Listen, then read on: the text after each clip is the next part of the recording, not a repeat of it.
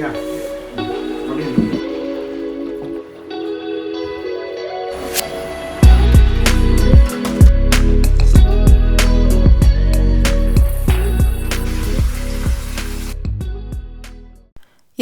வணக்கம். எல்லாரும் எப்படி இருக்கிறீங்க? என் பேர் சோஃபியா. நானும் என் ஃபேமிலியும் லண்டனில் இருக்கோங்க. எங்களுக்கு 2.5 வயசில் ஒரு குட்டி பையன் இருக்கான். அவனோட பேர் கிடியன். ஒருவேளை நீங்கள் லண்டன் தமிழ் ப்ரோ சேனலை பார்த்துட்டு வந்திருந்தீங்க அப்படின்னா உங்களுக்கு எங்களை கண்டிப்பாக தெரிஞ்சிருக்கும். அப்படி வந்த எல்லாருக்கும் ரொம்ப ரொம்ப நன்றி. இன்றைக்கி நீங்கள் எங்களோட வீக்கெண்ட் vlog தான் பார்க்க போகிறீங்க. கிடியனுக்கு ஒரு டாய் கேபினெட் வாங்கணுன்ற சாக்கு வச்சு தூங்கிட்டு இருந்த மனுஷனை எழுப்பி ஐக்கியாவுக்கு கூட்டிகிட்டு போயிட்டேன். வாங்க வந்ததெல்லாம் மறந்துட்டு கடைசி எதெல்லாமோ நாங்கள் 2 பேருமே பார்த்துக்கிட்டே இருந்தோம். பொதுவாக கடைக்கு போனேன்னா என்ன வாங்க போனேனோ அதை மறந்துட்டு தேவையில்லாத எல்லாத்தையும் நான் பார்த்துட்ருப்பேன். என் வீட்டுக்காரரும் இதுக்கு விதிவிலக்கு கிடையாது. அவரும் அதே தான். ஒரு வழியாக நாங்கள் என்ன பார்க்க வந்தோமோ அதை தாங்க பார்த்துக்கிட்டு இருக்கிறோம். எனக்கு டிசைன்லாம் ரொம்ப முக்கியம் கிடையாது. ஆனால் அது ரொம்ப இடத்த அடைக்கக்கூடாது அப்படிங்கிறதுல மட்டும்தான் நான் ரொம்ப கவனமாக இருப்பேன்.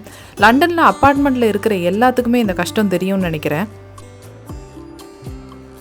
ஒரு வழியாக என்ன வாங்குறது அப்படிங்கிறத நாங்கள் முடிவு பண்ணிட்டோம். அதை எப்படி அசம்பிள் பண்ணுறோம் அப்படிங்கிறதையும் இந்த வீடியோலேயே நான் காமிச்சிருக்கிறேன். அந்த ஃபர்னிச்சரோடையே சேர்த்து இந்த மாதிரி ஆர்கனைசிங் பேஸ்கெட்ஸும் நாங்கள் வாங்கிக்கிட்டோம்.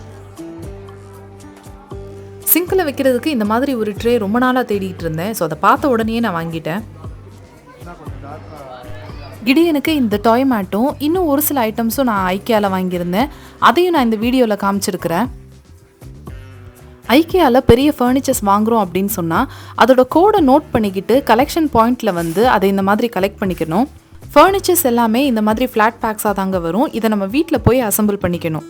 இப்படி தான் வாங்கணும்னு அவசியமும் கிடையாது. நீங்கள் டெலிவரிக்கு போட்டிங்கனாலும் அவங்க வீட்டுக்கே டெலிவர் பண்ணிடுவாங்க. அதே மாதிரி அசம்பிளும் பண்ணி கொடுத்துருவாங்க. பட் இது எல்லாத்துக்குமே தனித்தனியாக அவங்க சார்ஜ் பண்ணுவாங்க. இன்றைக்கி சாட்டர்டேங்கிறதுனால க்யூ ரொம்ப பெருசாக இருந்துச்சு. ஆனால் போகிற வழியில் இப்படி திங்ஸ் ஒன்று ஒன்றா பார்த்துக்கிட்டே போனதில் டைம் எப்படி போச்சுங்கிறதே தெரியல. அம்மா அப்பா ஊர்லேருந்து வந்திருக்காங்க. கிடியனை அவங்கக்கிட்ட தாங்க விட்டுட்டு வந்தோம். இந்த ஒரே ஒரு டாய் கேபினெட் மட்டும் வாங்கிட்டு ஓடி வந்துடுறோம் அப்படின்னு சொல்லிட்டு வந்தோம். ஆனால் இங்கே உள்ளே வந்தே பல மணி நேரம் ஆயிடுச்சு. எங்களுக்கும் ரொம்ப பசிக்க ஆரம்பிச்சிருச்சு. பொதுவாக எப்போ ஐக்கியா வந்தாலும் மேலே இருக்கிற ரெஸ்டாரண்ட்டில் சாப்பிட்டுட்டு தாங்க போவோம். ஆனால் இன்றைக்கி கிடியன் வராதனால எங்களுக்கு மேலே உட்காந்து சாப்பிட்றதுக்கு பெருசாக மனசு வரல. எத்தனை மணி நேரம்னாலும் என் ஹஸ்பண்ட் சாப்பிடாமல் இருப்பார். ஆனால் நான் பசி தாங்க மாட்டேன். அதனால் ஒரு 2-3 ஐட்டம்ஸ் மட்டும் குயிக்காக சாப்பிட்டுட்டு போயிடலாம் அப்படின்னு சொல்லிட்டு அதை தான் நாங்கள் வாங்கி சாப்பிட்டுருக்குறோம். கிடியன் அம்மா அப்பா கிட்ட ரீசெண்ட் டேஸில் வீடியோ காலில் தான் பேசியிருக்கிறான். அவனை அவங்கக்கிட்ட தனியாக விட்டுட்டு வந்தது கிடையாது. அதனால அம்மா அப்பாவுக்கு ஃபோன் பண்ணி அவன் ஓகேவா இருக்கிறானா அழுதானா என்னன்னு கேட்டால் இல்லை அவன் ரொம்ப சந்தோஷமாக இருக்கிறான் நீங்கள் இல்லாமல் அப்படின்னு சொல்லிட்டாங்க. திங்ஸ் எல்லாத்தையும் என் ஹஸ்பண்ட் ப்ராப்பராக பூட்டில் அரேஞ்ச் பண்ணி வச்சுட்டு இருக்கிறாரு. எப்பா ஏதாவது ஹெல்ப் வேணுமாப்பா அப்படின்னு கேட்டேன். அதெல்லாம் ஒன்றும் தேவையில்லம்மா அப்படின்னு சொல்லிட்டாரு. ஏன்னா நான் ப்ராப்பராக அரேஞ்ச் பண்ணி வைக்க மாட்டேன். ஏனோ தானோன்னு அப்படியே போட்டுருவேன்.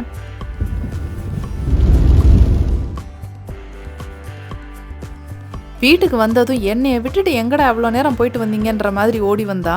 புதுசாக ஏதாவது திங்ஸ் வாங்கிட்டு வந்திருந்தோன்னா அதை அன்பாக்சிங் பண்ணுறதுக்கு கிடியனுக்கு ரொம்ப ரொம்ப பிடிக்கும். நானும் வாங்கிட்டு வந்த திங்ஸ் எல்லாத்தையும் ஒன்று ஒன்றா எடுத்து வைக்க ஆரம்பிச்சிட்டேன்.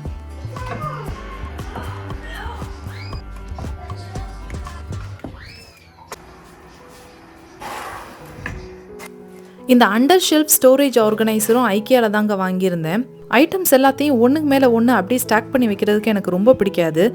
ஏன்னா சில சமயம் ஒன்றை தொட்டோன்னா எல்லாமே அப்படியே கீழே வந்து விடும். அதுலேயும் இந்த செராமிக், போர்ஸ்லின், கிளாஸ் ஐட்டம்ஸ்லாம் கீழே விழுந்து உடஞ்சிச்சுன்னா மனசே ரொம்ப கஷ்டமாக இருக்கும். தாத்தா பாட்டி கூட ரூமில் போய் விளையாடுன்னு கிடியனை எவ்வளவோ கன்வின்ஸ் பண்ணி பார்த்தோம். ஆனால் உங்களை விட்டு ஒரு அடி கூட நான் நகர மாட்டேன்டா, நான் ஹெல்ப் பண்ணுறேன் பரவாயில்ல அப்படிங்கிற மாதிரி அவனும் அவங்க அப்பாவுக்கு ஹெல்ப் பண்ண ஆரம்பிச்சிட்டான். என்ன அவன் உதவி செய்கிறோன்னு நினச்சி செய்கிற எல்லாத்துக்கும் நம்ம நன்றி சொல்லிக்கிட்டே இருக்கணும். இல்லைன்னா என்னடா ஒரு நன்றி கூட சொல்ல மாட்டேங்கிறாடா அப்படிங்கிற மாதிரி ஒரு கேவலமாக ஒரு பார்வை பார்ப்பான்.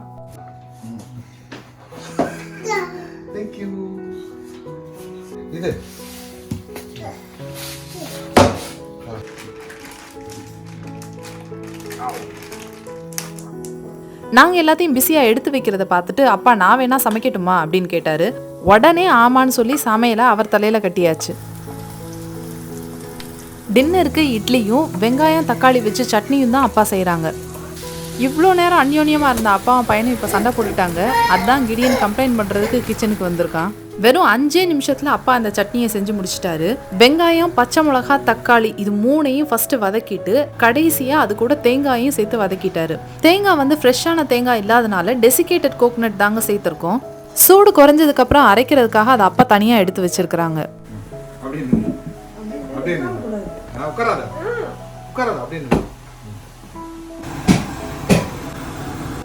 இது வரைக்கும் நீங்கள் பார்த்துட்டு இருந்த இந்த வீடியோ உங்களுக்கு பிடிச்சிருந்துச்சுன்னா மறக்காமல் சப்ஸ்கிரைப் பண்ணிக்கோங்க.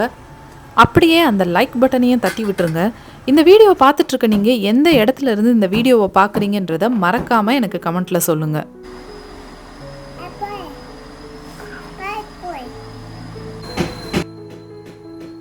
ஓரளவுக்கு சூடு ஆறுனதுக்கப்புறம் உப்பும் தண்ணியும் சேர்த்து அப்பா இதை அரைச்சிக்கிட்டாங்க. பொதுவாக எண்ணெயில் கடுகு, உளுந்து, சீரகம், கருவேப்பிலை எல்லாம் போட்டு தாளித்து ஊற்றுவாங்க. ஆனால் இன்றைக்கி ரொம்ப லேட் ஆகிட்டதுனால அதெல்லாம் வேண்டாம், அப்படியே சிம்பிளாக இருக்கட்டும்னு சொல்லிட்டேன். இந்த பாத்திரத்தில் என்ன இட்லி எல்லாம் இவ்வளோ சின்ன சின்னதாக வருது அப்படின்னு சொல்லிட்டு பக்கத்துலேயே கல்லை வச்சு தோசையும் வேக வேகமாக சுட ஆரம்பிச்சிட்டாங்க. இதை அசம்பிள் பண்ணுறதுக்கு இவ்வளவு நேரமா அப்படின்னு சொல்லி வந்து பார்த்தா இவங்க 2 பேரும் அசம்பிள் பண்ணுறாங்களோ இல்லையோ, ஆனால் இவங்க 2 பேரும் ஜாலியாக விளையாண்டுக்கிட்டு பேசி சிரிச்சுக்கிட்டு இருக்கிறாங்க. சின்ன வயசில் அம்மா அப்பா 2 பேருமே வேலைக்கு போனதுனால அப்பாவும் சமையல் கற்றுக்கிட்டாரு. சொல்லப்போனால் அம்மாவை விட அப்பா சூப்பராகவே சமைப்பார். என் ஹஸ்பண்டும் ரொம்ப நல்லா சமைப்பார். இன்றைக்கி இந்த அசம்பிள் பண்ணுற வேலை இல்லைன்னா அவர் தான் சண்டை போட்டுட்டு முன்னுக்கு நின்று தோசை ஊற்றிருப்பார். நைட்டு ரொம்ப லேட் ஆயிடுச்சு. அதனால சாப்பிட்டுட்டு அதுக்கப்புறமா மற்ற வேலையெல்லாம் பார்த்துக்கலான்னு சொல்லிட்டு சாப்பிட உட்காந்துட்டோம். பொதுவாக எல்லாரும் டாய் கேபினெட்டை குழந்தைங்களோட பெட்ரூமில் தான் வச்சுருப்பாங்க. ஆனால் எங்களுக்கு தெரிஞ்சு கிடியன் முக்கால்வாசி நேரம் ஹாலில் தான் இருக்கிறான். அதனால ஹாலில் இந்த ஏரியாவையே அவனுக்கு ரெடி பண்ணிடலான்னு சொல்லி அதை தாங்க பண்ணிகிட்ருக்கோம்.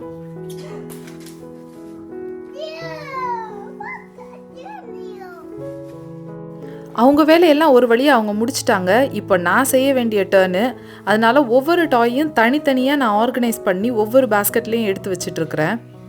இதுக்கு முன்னாடி நாங்கள் இருந்த வீடை காலி பண்ணும்போது கிடியனோட டாய்ஸ் எல்லாத்தையும் தனித்தனியாக பேக்கில் போட்டு பேக் பண்ணி வச்சுட்டேன். கிடியன் அவனுடைய விளையாட்டு ஜாமான்லாம் பார்த்து ரொம்ப நாள் ஆயிருந்துச்சு. அதை அவன் ரொம்பவே மிஸ் பண்ணி இருந்திருப்பான்னு நினைக்கிறேன். அவங்க அப்பா அந்த பேக்கை எடுத்துகிட்டு வந்து கொடுத்த உடனே அவனுடைய முகத்தில் இருந்த சந்தோஷத்துக்கு அளவே கிடையாது.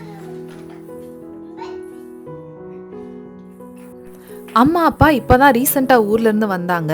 வீடு காலி பண்ணும்போது நானும் என் ஹஸ்பண்டுமே எல்லா வேலையும் தனியாக செய்ய வேண்டியிருந்ததுனால கிடியனுக்கு பெருசாக எங்களுக்கு அட்டென்ஷன் கொடுக்க முடியல. தொலைச்சிட்டோன்னு நினச்ச பொருள் திருப்பி கிடச்சா நமக்கு எவ்வளோ சந்தோஷமாக இருக்குமோ அதே மாதிரி தான் கிடியனுக்கும் இருந்திருக்கும்னு நினைக்கிறேன்.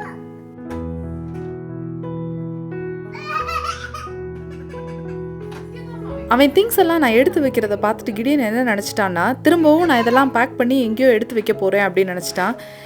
இல்லை இந்த பொருள்லாம் இங்கே தான் இருக்க போகுது, அம்மா இதெல்லாம் எடுத்து தான் வைக்கிறேன்னு சொன்னதுக்கப்புறம் தான் கொஞ்சம் அமைதியானான்.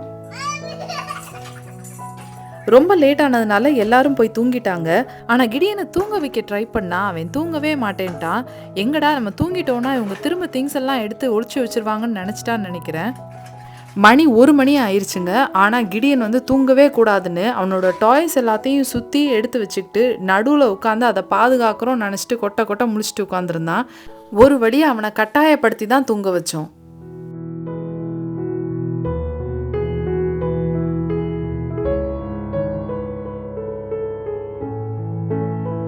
சாட்டர்டே நைட் லேட்டாக தூங்கினதுனால சண்டே மார்னிங்கும் லேட்டாக தான் எழுந்திரிச்சோம்.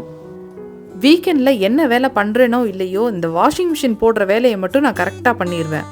கொக்கி இருக்கிற மாதிரி துணி எல்லாத்தையும் இந்த மாதிரி ஒரு சின்ன பேக்கில் போட்டு அதுக்கப்புறமா அதை வாஷிங் மிஷினில் போடுவேன்.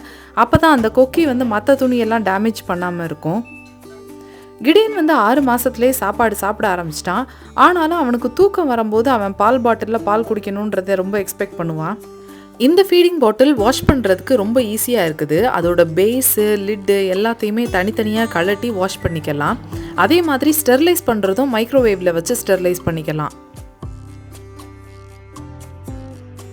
இந்த ஷூ ரேக்குமே கொஞ்ச நாளைக்கு முன்னாடி ஐக்கியாவில் வாங்கியிருந்தோம். ஷூ ஸ்டாண்டு மாதிரி வைக்கிறத விட இந்த மாதிரி வைக்கிறது பார்க்குறதுக்கு நீட்டாக இருந்துச்சு. இது ரொம்ப தின்னாக இருந்தனால இடத்தையும் ரொம்ப அடைக்கலை. துணியெல்லாம் ஓடி முடிஞ்சதும் அதை கையோடு எடுத்து ட்ரையரில் போட்டுட்டோன்னா வேலை முடிஞ்சிடும். வாஷிங் மிஷின் சாம்சங்கில் வாங்கினதுனால ட்ரையரும் சாம்சங்லேயே வாங்கிட்டோம். ஒரு சிலர் வாஷிங் மிஷின் கம் ட்ரையர் அது சேர்த்து வாங்குங்கன்னு சொன்னாங்க. ஆனால் ஆன்லைனில் ரிவ்யூஸ் பார்க்கும்போது அது கம்ப்ளீட்டாலாம் ட்ரை ஆகாது, கொஞ்சம் ஈரம் இருக்க தான் செய்யும், திருப்பி எடுத்து காய வைக்கணும்னு சொன்னாங்கங்க. இந்த வெதருக்கு இதெல்லாம் சரியாக வரும்னு எங்களுக்கு தோணலை. அதனால எதுக்கு வம்பு, ட்ரையரே வாங்கிடலாம் அப்படின்னு ட்ரையரே வாங்கிட்டோம். அம்மாவே சமையல் பண்ணிட்டதுனால எனக்கு பெருசாக எந்த வேலையும் இல்லை. சரி, கிச்சன் டாப்பை மட்டுமாவது சுத்தம் பண்ணி வைக்கலான்னு அதை தான் சுத்தம் பண்ணிகிட்டு இருக்கிறேன். காஃபி ட்ரேலையும் காஃபி பவுடர், சுகர் எல்லாமே கொட்டி இருந்துச்சு. இந்த ஊரில் ஒரு விஷயம் நான் நோட் பண்ணியிருக்கேன், எறும்பே வீட்டுக்குள்ளே வந்தது கிடையாது. அதனால அப்போ தான் காஃபி ட்ரேயை தொடப்பேன். அம்மா புளிக்குழம்புல முட்டையை உடச்சி ஊற்றி செஞ்சுருந்தாங்க. சின்ன வயசுலேயே எனக்கு இந்த குழம்பு ரொம்ப ரொம்ப பிடிக்குங்க. மீதியான குழம்ப ஒரு பவுலில் மாற்றி அதை ஃப்ரிட்ஜில் வச்சுக்க போகிறேன். ஒரு சிலருக்கு ஒரு நேரம் வச்ச சாப்பாடை திருப்பி வச்சு சாப்பிட்றதுக்கு பிடிக்காது. ஆனால் என்னையை பொறுத்த வரைக்கும் சாப்பாடை வேஸ்ட் பண்ணக்கூடாது. அதனால அதை நான் திரும்பி சூடு பண்ணி சாப்பிட்றதில்ல, எனக்கு எந்த பிரச்சனையும் இல்லை. இங்கே பொதுவாக நிறைய பேர் வீட்டில் டிஷ்வாஷர் வச்சுருப்பாங்க. ஆனால் எனக்கு என்னவோ டிஷ்வாஷர் வாங்குறதுல பெருசாக உடன்பாடு இல்லை. வாஷிங் மிஷினும் ட்ரையரும் வைக்கிறதுக்கு மட்டும்தான் இங்கே கீழே இடம் இருந்துச்சு. ஒரு சிலர் ட்ரையர் வாங்குறதுக்கு பதிலாக டிஷ்வாஷர் வாங்கி வச்சுருவாங்க. ஆனால் என்னை பொறுத்த வரைக்கும் எங்கள் வீட்டில் எனக்கு பாத்திரம் வளர்க்குறது பிரச்சனையே கிடையாது. ஆனால் துணி காய வைக்கிறது இந்த ஊரில் ரொம்ப பெரிய பிரச்சனையாக இருந்துச்சு. அதனால டிஷ்வாஷருக்கு பதிலாக ட்ரையர் வாங்கிட்டோம். ஒருவேளை பெரிய ஃபேமிலியாக இருக்கிறவங்களுக்கு டிஷ்வாஷர் ரொம்ப யூஸ்ஃபுல்லாக இருக்கும்னு நினைக்கிறேன். ஆனால் எங்களுக்கு அது தேவைப்படலை. என்னையை பொறுத்த வரைக்கும் நமக்கு ஏதாவது ஒரு பொருள் யூஸ்ஃபுல்லாக இருக்குன்னா அதை வாங்குவேன். எல்லார் வீட்லேயும் இருக்குதுன்றதுக்காக அதை வாங்கணும் அப்படின்னு நான் நினச்சது கிடையாது. நாங்கள் எல்லாரும் அவரோட வேலையை பிஸியாக பார்த்துக்கிட்டு இருந்தோம். கிடியனும் அவன் ஒரு பக்கம் தனியாக உட்காந்து காசை வச்சு விளையாண்டுக்கிட்டு இருந்தான். பொதுவாக கிடியன் நம்ம பிஸியாக இருக்கிறோன்னு சொன்னால் அவன் டிஸ்டர்ப் பண்ண மாட்டான். நைட்டு ரொம்ப லேட் ஆனதுனால எல்லாத்தையும் ப்ராப்பராக சார்ட் அவுட் பண்ணி எடுத்து வைக்க முடியல. அது எல்லாத்தையுமே இப்போ தாங்க எடுத்து வச்சிட்ருக்கிறேன். இந்த ப்ளே மேட்டு ஐக்கியாவில் தான் வாங்கியிருந்தோம். இது கரெக்டாக அந்த இடத்துல ஃபிட் ஆச்சு. கிடியனுக்கும் இது ரொம்ப பிடிச்சிருந்துச்சு. இந்த செட்டப் எப்படி இருக்குது அப்படிங்கிறத மறக்காமல் எங்களுக்கு கமெண்ட்டில் சொல்லுங்கள்.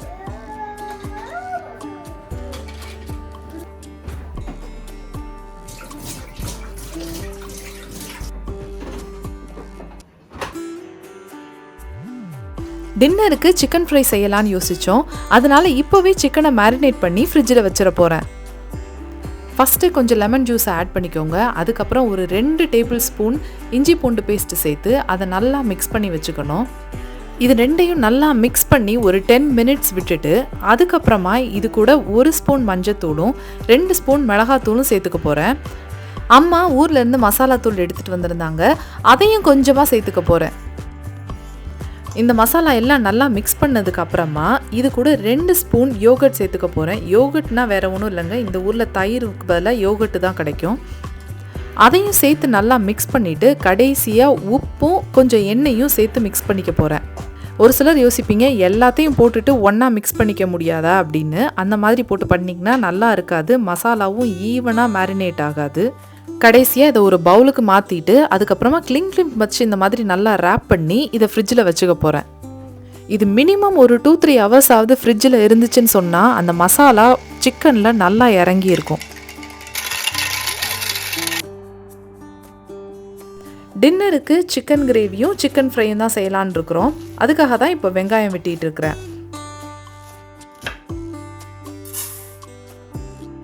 என் ஹஸ்பண்டுக்கு பாஸ்மதி ரைஸ் ரொம்ப பிடிக்கும்ன்றதுனால பாஸ்மதி ரைஸ் தான் பொதுவாக எங்களோட வீட்டில் நாங்கள் வாங்குவோம். இந்த அரிசியை தண்ணியில் கழுவிட்டு அதுக்கப்புறமா கொஞ்சம் தண்ணி பிடிச்சி ஒரு 20 நிமிஷமாவது அதை ஊற வைக்கணும். அதுக்கப்புறமா இதை குக்கரில் வச்சு எடுத்தோன்னா சோறு நீளமாக இருக்கும். குழம்புக்கு ஒரு 3 தக்காளி எடுத்துக்க போகிறேங்க. இந்த தக்காளி இந்த ஊரில் கிடைக்கிற தக்காளி தான், நம்ம ஊர் நாட்டு தக்காளி கிடையாது. நாட்டு தக்காளியாக இருந்துச்சுன்னா ரொம்ப டேஸ்ட்டாக இருக்கும், ஆனால் இதில் அந்த அளவுக்கு டேஸ்ட்டு கிடைக்காது.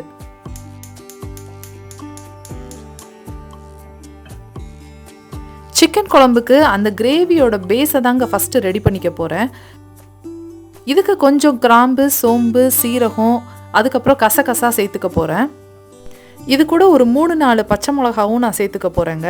அடுப்பை நல்லா சிம்மில் வச்சுட்டு அதுக்கப்புறமா கொஞ்சம் இஞ்சி பூண்டு பேஸ்ட்டு சேர்த்துக்க போகிறேன். இஞ்சி பூண்டு பேஸ்ட் சேர்த்த உடனே எண்ணெய் கொஞ்சம் தெறிக்கும், அதனால நீங்கள் வெங்காயம் சேர்த்துட்டு கூட இதை நீங்கள் சேர்க்கலாம். வெங்காயம் நல்லா வதங்கணும். நல்லா வதங்கினதுக்கு அப்புறமா நம்ம நறுக்கி வச்சிருக்கிற தக்காளியையும் இது கூட சேர்த்துக்க போகிறேன்.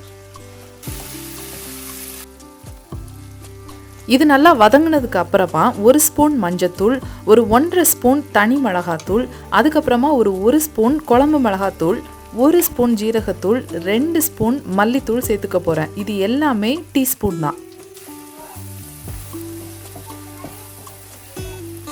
எல்லா மசாலாவும் சேர்த்து பச்சை வாடை போகிற அளவுக்கு இதை நல்லா வதக்கிட்டு இது கூட கொஞ்சம் தேங்காவையும் நான் சேர்த்துக்க போகிறேன்.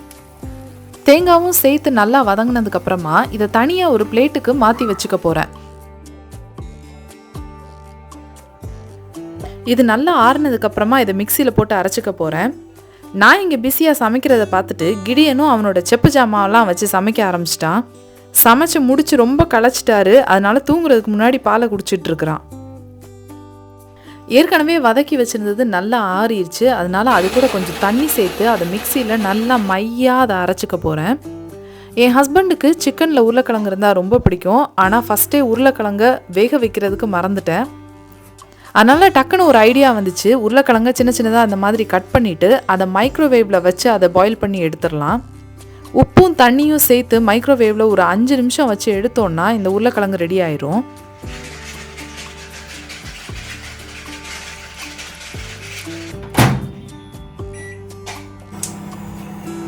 இப்போ சிக்கன் குழம்புக்கு தாளிக்க போகிறேங்க. அடுப்பில் கொஞ்சம் எண்ணெய் சேர்த்துக்கிட்டு 1 பச்சை மிளகா, 1 வெங்காயம், 1 தக்காளி சேர்த்து இதை நல்லா வதக்கி எடுத்துக்க போகிறேன். இது நல்லா வதங்கினதுக்கப்புறமா ஏற்கனவே அரைச்சி வச்சுருந்தோம் இல்லையா, அந்த கிரேவியை இது கூட நான் சேர்த்துக்க போகிறேன். இது கூடயே சிக்கன் பீசஸையும் போட்டுட்டு தேவையான அளவுக்கு உப்பு சேர்த்துட்டு கொஞ்சம் தண்ணியும் சேர்த்து இதை மூடி வச்சு குக் பண்ண போகிறோம்.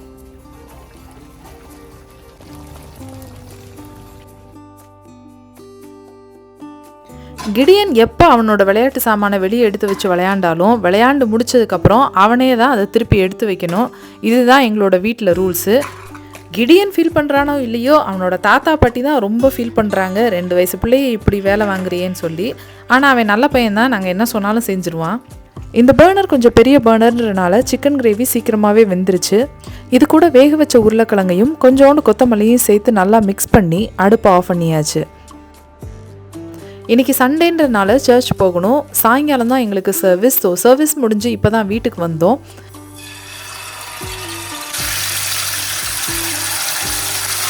குழம்பை ஏற்கனவே ரெடி பண்ணி வச்சுட்டு போனதுனால இப்போ எந்த டென்ஷனும் கிடையாது. ஃப்ரிட்ஜில் ஏற்கனவே மேரினேட் பண்ணி வச்சுருந்த சிக்கனை தாங்க எடுத்து பொரிச்சிட்ருக்கிறேன். சிக்கன் நல்லா வந்துருந்துச்சுங்க. வெளியில் கிறிஸ்பியாகவும் உள்ள சாஃப்டாகவும் கடையில் செய்கிற மாதிரியே சூப்பரான ஒரு டேஸ்ட்டில் இருந்துச்சு. இந்த வீடியோவை இதோடையே நாங்கள் முடிச்சுக்க போகிறோங்க. நாளைக்கு எங்கள் 2 பேருக்குமே வேலை. அதே மாதிரி கிடியனும் சைல்ட் கேருக்கு போகணும். வீக்கெண்டில் லேட்டாக எந்திரிச்ச மாதிரி நாளைக்கு லேட்டாக எந்திரிக்க முடியாது. இந்த வீடியோ உங்களுக்கு பிடிச்சிருந்துச்சுன்னா மறக்காமல் லைக் பண்ணி ஒரு கமெண்ட்டும் பண்ணுங்கள். அதே மாதிரி சேனலையும் சப்ஸ்கிரைப் பண்ணிக்கோங்க. பக்கத்தில் இருக்கிற நோட்டிஃபிகேஷன் பெல்லை மறக்காமல் கிளிக் பண்ணி வச்சுக்கோங்க. என்னோட வீடியோவை முழுமையாக பார்த்த உங்கள் எல்லாருக்கும் ரொம்ப ரொம்ப நன்றி. அடுத்து உங்களை வேற ஒரு வீடியோவில் சந்திக்கிறேன். பாய்.